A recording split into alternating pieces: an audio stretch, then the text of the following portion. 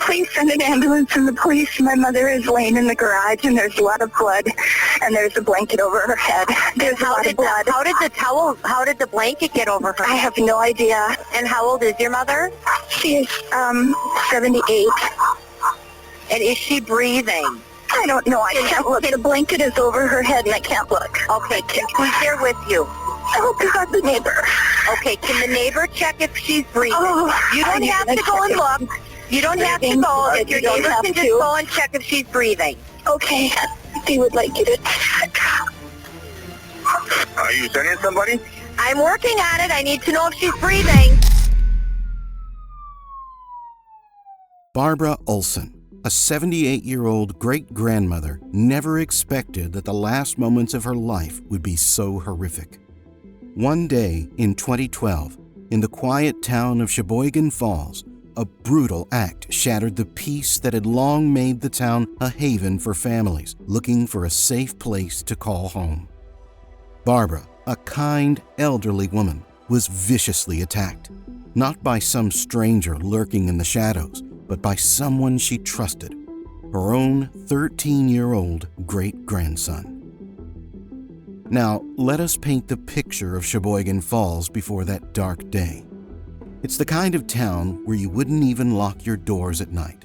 This wasn't a place known for crime. The last murder in Sheboygan County happened all the way back in 1996, and violent crimes were a rarity.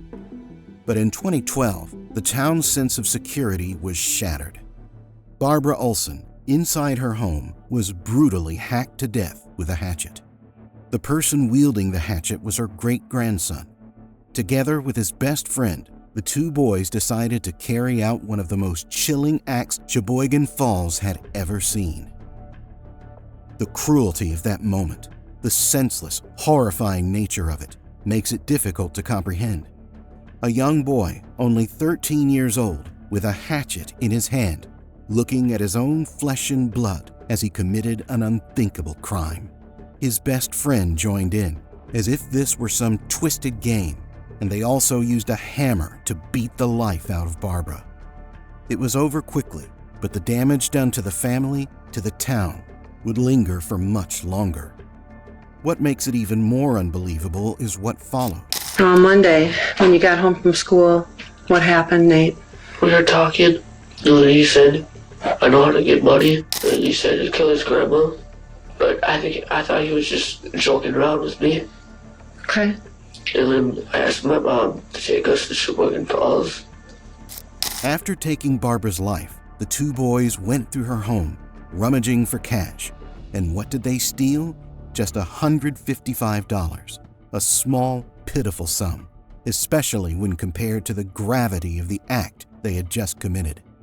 And what did they do with it? They went and bought marijuana and pizza, as if nothing had happened, as if they hadn't just destroyed an entire family's world and shattered the peaceful fabric of their community. So after that horrific crime, 2 whole days passed before anyone found Barbara's body. It was her daughter, Judy, who first realized something wasn't right. Now, Judy and her mom had this routine. Barbara would come over almost every morning, but that Tuesday, Barbara didn't show up. Judy didn't think too much of it at first, figuring maybe her mom had something else going on. Then Wednesday came, and still no word from her mom. That's when the worry started to set in. Judy kept calling her mom's house, dialing over and over, but the phone just rang and rang with no answer. Hours went by, and still nothing. By the afternoon, Judy had enough. She decided to drive over to Barbara's house. It wasn't far, just a few miles from her own place in Sheboygan Falls. When Judy pulled up to the house, she went to the garage. Barbara's car wasn't there, which struck her as odd, but she didn't panic yet. Maybe her mom had gone out for a while. Judy lifted the garage door, hoping to get inside through that entrance, but when she glanced in, her heart dropped. There, lying on the cold concrete floor, was Barbara. At first, Judy didn't even understand what she was seeing. Her mom's body, motionless with blood pooling around her. For a split second, she thought maybe her mom had fallen or hurt herself in some terrible accident. But the scene was all wrong. It wasn't just a fall or a bump. Something much worse had happened. Barbara wasn't wearing shoes, and a blanket was thrown over her face like someone had tried to cover her up. Judy's mind raced. She didn't want to believe what she was seeing, but the truth was right there in front of her. Her mom's hands and arms were all beaten up, bruised, and bloody. A trail of blood led from her body back into the house. The sight was overwhelming, too much for Judy to take in all at once. She ran to the nearest neighbor and begged them to call the police. Now, the police arrived soon after that. They moved the blanket covering Barbara's face, and what they found underneath was far more gruesome than Judy could have imagined. Under the blanket was a black plastic bag pulled tight around Barbara's head, secured with a belt, as if someone wanted to make sure she couldn't breathe. But it was more than just the bag. The police had to face the fact that Barbara's head had been crushed. Parts of her face were missing, her skull completely shattered. It was difficult to even tell where her face had been. Barbara's body told the story of an attack far worse than anyone could have ever thought possible in a quiet place like Sheboygan Falls. Whoever had done this didn't just want to hurt her, they wanted to make sure she wouldn't survive. The brutality was shocking, and for Judy, this was the moment her worst nightmare came true. The hunt for the killer kicked off that very day. Everyone in the town was shaken.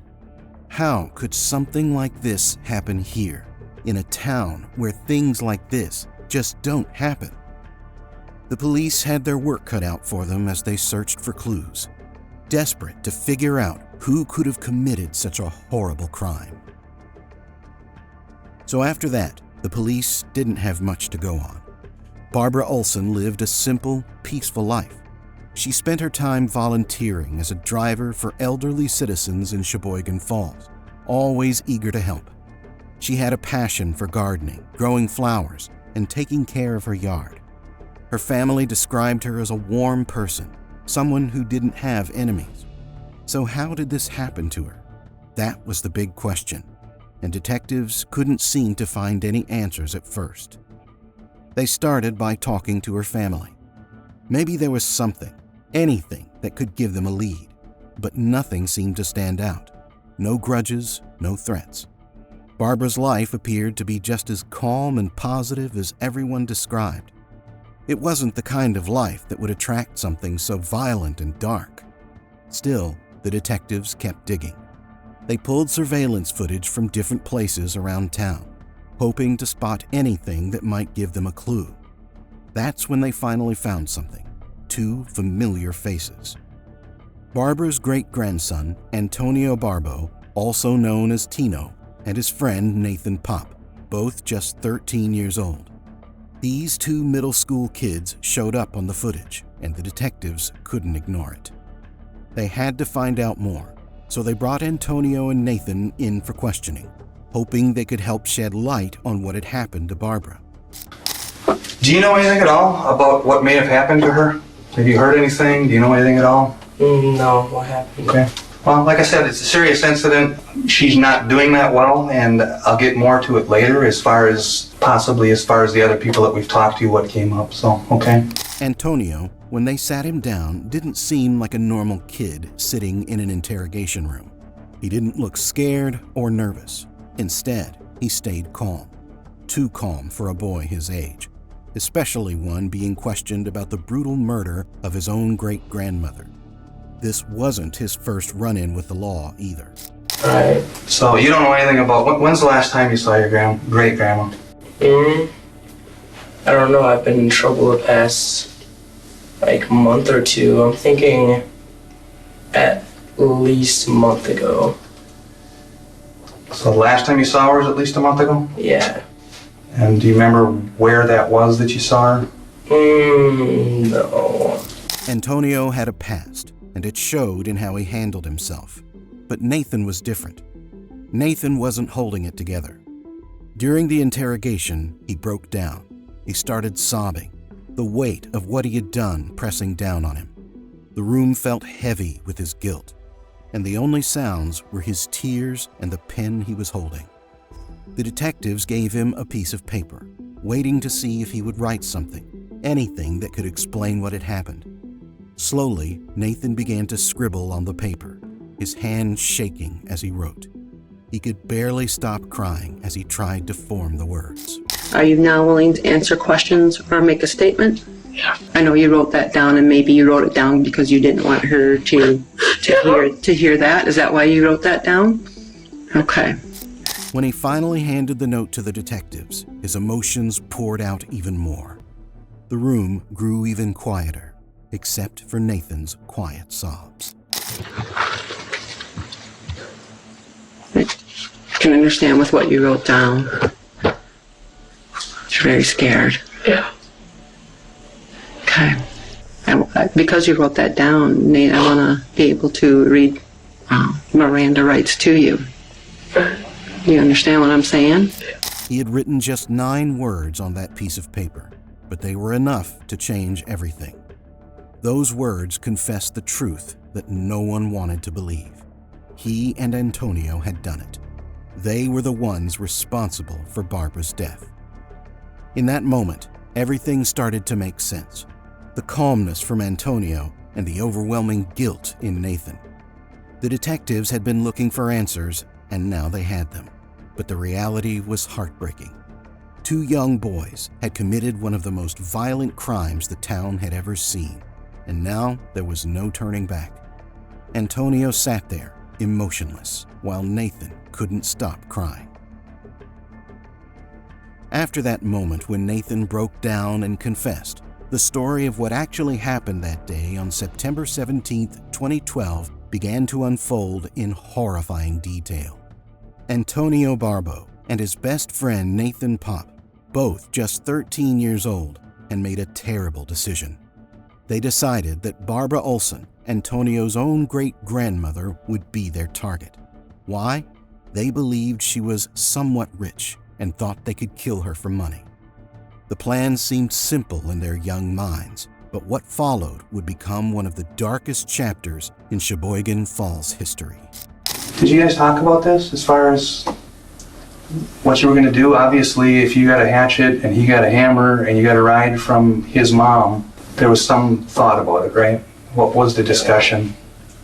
We were deciding if and how we were going to do it, and then like how we would get a ride there, how we get a ride back, all that.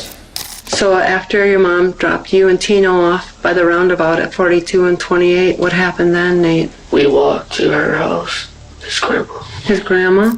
That afternoon, Nathan's mom unknowingly drove the 2 boys down West Wind Bluffs, a quiet street lined with trees, not suspecting anything unusual. She dropped them off in front of Barbara's house, the one with the cheerful welcome sign sitting in the front garden. From the outside, everything looked so normal. The boys waved goodbye to Nathan's mom as she drove off. But the minute she was out of sight, their real intentions took over. They sneaked into Barbara's garage, hoping to surprise her. Antonio carried a hatchet, and Nathan had a hammer. They planned to slip through the door that led from the garage into the kitchen. But as fate would have it, Barbara heard them. So that's your thought process? Is that you don't want grandma to call or great-grandma to call and you got the warrant and the police are going to come or whatever? Yeah. Okay, so what did you have that you attacked your great-grandma with? It was like an axe-looking thing. How big was it about? Like that. So what are we saying, 12, 15 inches, something like that? Probably. You know what a hatchet is or not? I don't know what a hatchet is, but it was like an axe, but then it had like a flat side on it, like a flat metal side. And I think Nate just had a normal hammer. Okay, did you see him with that hammer? Yeah, I saw him with the hammer. All right, where did you get this small axe or whatever that you were talking From about? my garage. From your garage? And where did Nathan get that hammer? I think that was just in his house. Instead of being suspicious, she did what any loving great-grandmother would do. She welcomed them in. She even mentioned she'd call Antonio's mother to let her know he was with her. In fact, Barbara had no reason to fear her own family, not at home. And then she brought us in because she said she was going to call my mom, and I was already missing and wanted with a warrant, and I didn't want that done. But when she turned her back, Antonio and Nathan didn't hesitate. Antonio struck first. He hit her on the head with the blunt side of the hatchet, and she fell to the floor, groaning in pain. Barbara wasn't knocked out, though. She tried to protect herself, covering her head with her hands, begging them to stop.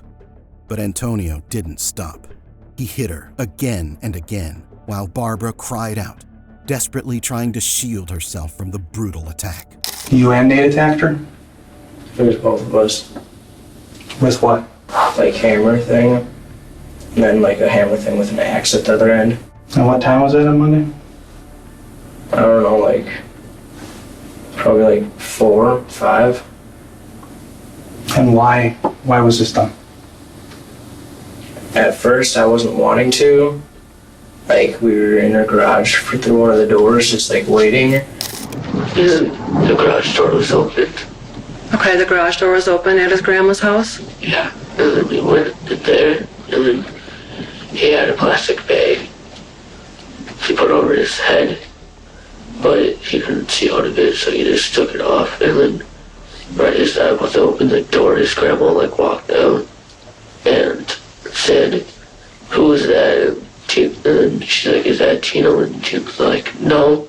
And I'm standing behind the door, and she like because I like stepped on something, and then she said, "Come out." And I came out, and then she's like, "What do you?" And then she asked us if we were cold, and that's why we were in the garage. And Tino said, "Yeah."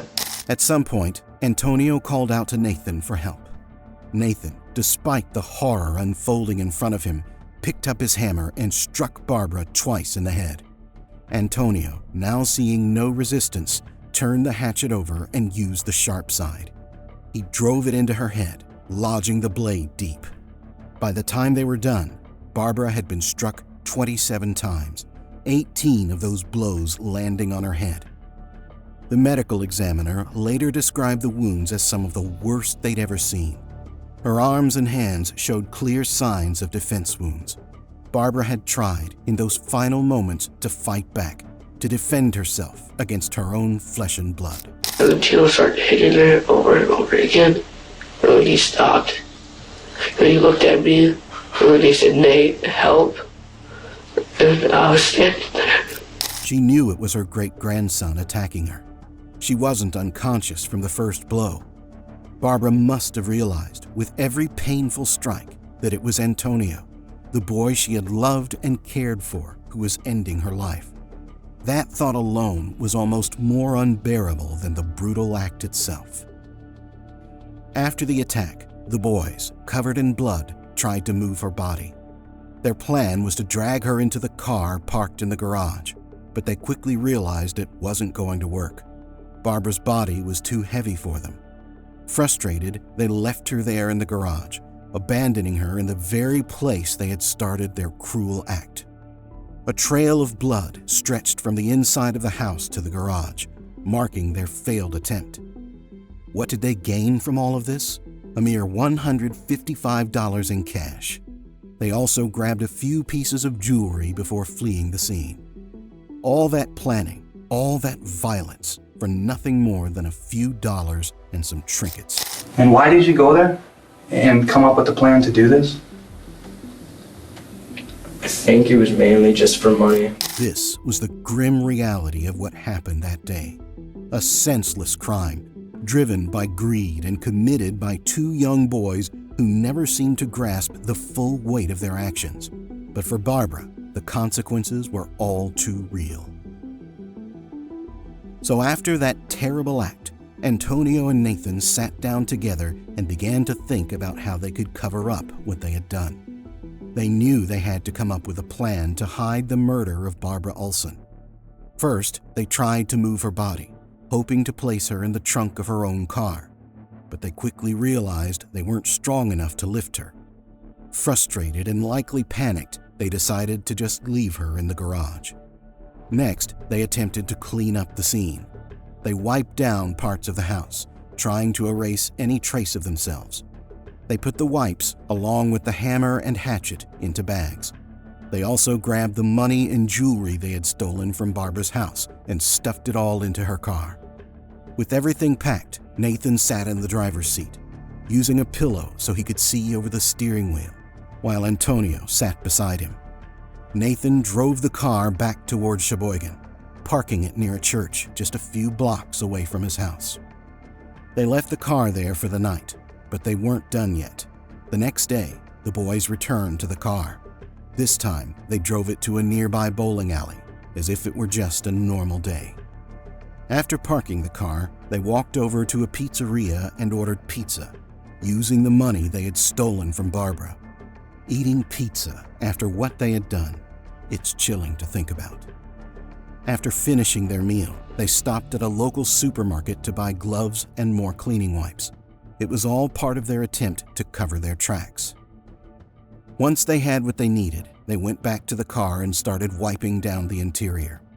They cleaned the seats, the steering wheel, and any areas where they thought there might be fingerprints or blood. They were trying to remove any evidence that might connect them to the crime. Then, in a last-ditch effort to shift the blame, they left the car keys sitting in the front seat, along with the jewelry they had taken. The boys were hoping someone would steal the car, thinking that the thief might get blamed for Barbara's murder instead of them. But that wasn't the end of their attempt to hide what they had done. They took Barbara's purse, which had about $155 in it, and tossed it into a sewer a few houses away from Nathan's home. The police would eventually find it there, along with Barbara's identification, which only added to the evidence piling up against the boys. When the police found Barbara's car, it didn't take long for them to piece things together. Inside the car, they discovered the hammer and hatchet, along with the jewelry the boys had left behind, hoping someone else would take the fall. But there was something else, too. A school paper with Nathan's name on it. That was the final nail in the coffin, connecting them directly to the crime they had tried so hard to cover up. Their plan to pin the crime on someone else didn't work. The truth was starting to come out, and the evidence they left behind made it clear who was responsible.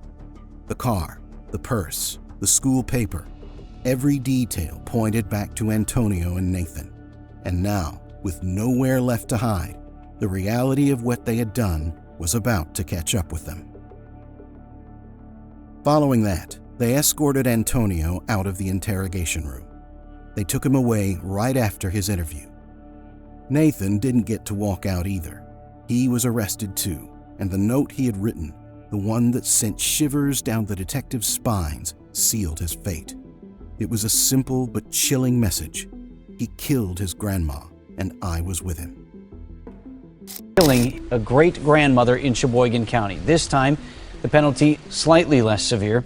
It is life in prison for 14-year-old Nathan Paape. However, he will be eligible for parole on his 45th birthday. It's 5 years earlier than the parole eligibility date his accomplice, Antonio Barbeau, received Monday. Paape showed virtually no emotion in court today and gave a brief statement. I just want to say that I'm truly sorry for everything that happened. I truly regret every single thing that happened that day. Every single day that went by, I wish I could go back in time to stop everything from happening. That's it. At first, Antonio tried to plead not guilty, claiming that his mental state had been affected by a car accident he was in a few years earlier. His defense leaned on the idea that the injury had left him with cognitive issues. A psychiatrist who evaluated him testified in court, saying Antonio did suffer from some brain damage, but the court wasn't swayed by that argument. The crime was simply too brutal for anyone to look past. Even the judge, who had seen his share of horrible cases, said this was the worst thing he'd come across in his 24 years on the bench. On June 24, 2013, Antonio changed his plea. Instead of not guilty, he pleaded no contest as part of a plea deal. He couldn't deny it anymore. His involvement in the murder was clear, and the evidence was overwhelming. By August 12th, Antonio was officially found guilty of first-degree intentional homicide. The court sentenced him to life in prison, though he would have a chance at parole after 36 long years. This meant he wouldn't even be considered for release until 2048, when he'd be 50 years old.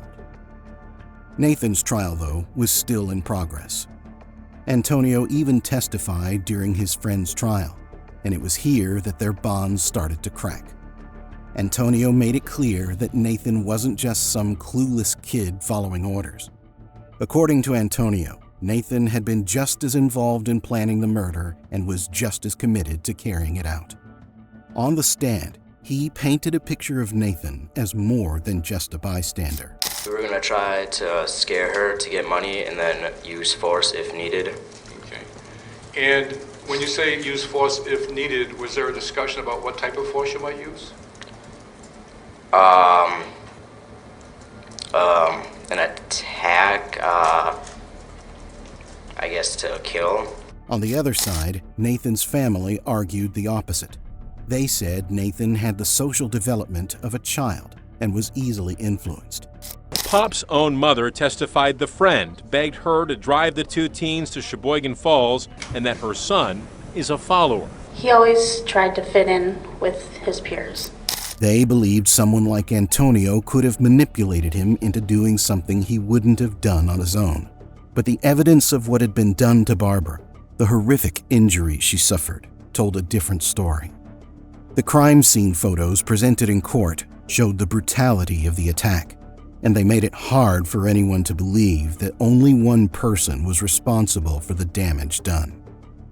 In the end, Nathan didn't escape the same fate.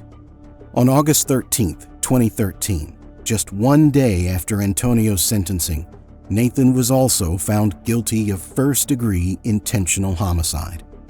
He too was sentenced to life in prison. He would be eligible for parole in 31 years, in 2043, when he turned 45.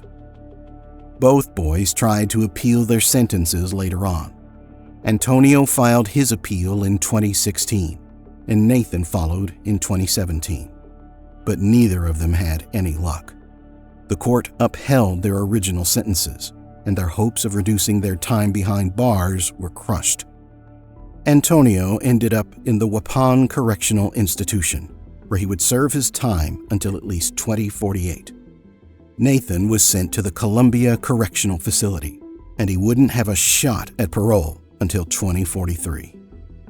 So, there they would stay, two boys who had once thought they could get away with murder, now spending decades behind bars for the crime that shook their small town to its core. The damage they caused, the life they took, left scars that wouldn't heal, not for their families, not for the community, and not for themselves.